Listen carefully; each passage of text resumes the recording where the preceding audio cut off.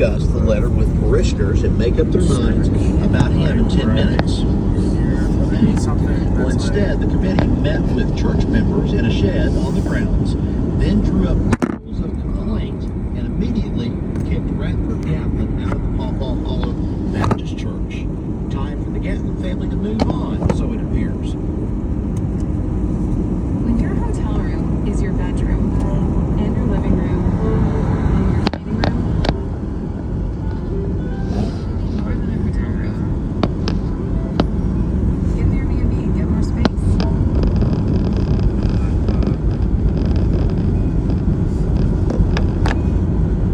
Google Fi Wireless has flexible phone plans that keep your family safe and connected.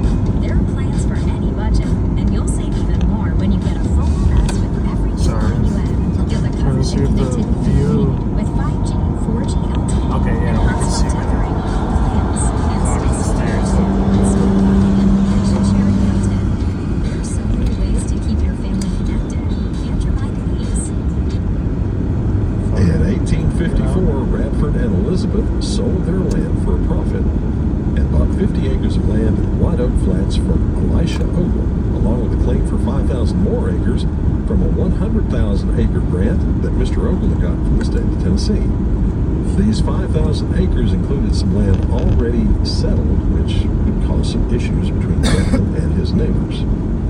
Once moved on to his new land, Radford Gatlin opened a general store and the village's first post office with Richard Reagan, the first postmaster. And on January 29, 1856, White Oak Flats was renamed Gatlinburg by the U.S. Postal Service, I'm assuming at the suggestion of Radford Gatlin. Wow.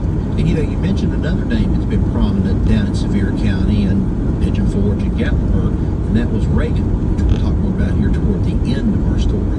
But just for you folks out there, Oh, yeah. let me just Look tell you, outside. a lot of people would have shrugged off the name change. They wouldn't have thought anything about it.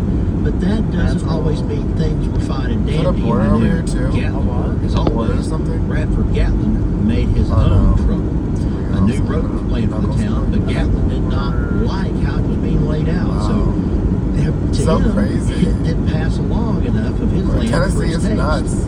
So he then filed a lawsuit in 1857 to get the roadway plans changed so it ran along his own property, and he won. The road through Gatlinburg today follows the path directed by that court ruling, by the way. Then there was the matter of the cattle, Steve. And why don't you tell them about that?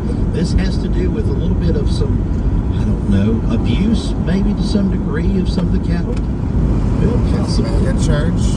Turns out Trump Elizabeth Church. Gatlin got Wow. the habit of hitting Thomas Ogle That's Sr.'s crazy. cattle We're with right a stick through if it. they came around. Apparently they were off. Well, there's like a so she creek didn't- she'd or take a care of river or herself. something that This, as you might imagine, concerned Mr. Ogle. So I he go went like to speak to in Mrs. the natural Gatlin. gather.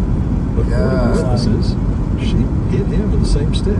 That guy, Words were exchanged, and soon Radford got into the fight with Thomas too. Thomas Ogle sued the Gatlins for assaulting him and Cop won was in right Superior behind County us. Court, I know. which fined Radford Gatlin I wasn't $1. speeding, was I? But Like Mr. 59 Gatlin or would have 55. none of that nonsense, so he appealed the case to the Tennessee Court of Appeals and lost. Then on He's to the coming up Tennessee Supreme fast. Court, which upheld the original court ruling. And Rod, we have no idea if he ever paid that dollar or not. But this whole issue then apparently blew up. Yes, it did.